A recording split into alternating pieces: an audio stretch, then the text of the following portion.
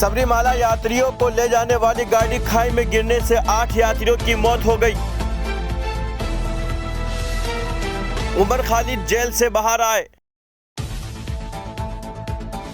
ICICI के साबिक CEO Chanda Kochhar गिरफ्तार।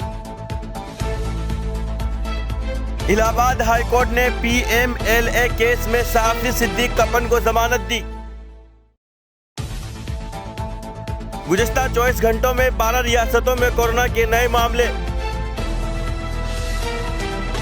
सोमालिया में अमेरिकी फिजाई हमले में अल-शबाब के 6 जंगजू हलाक। इस्लामाबाद में धमाका, एक पुलिस एहलकार की मौत।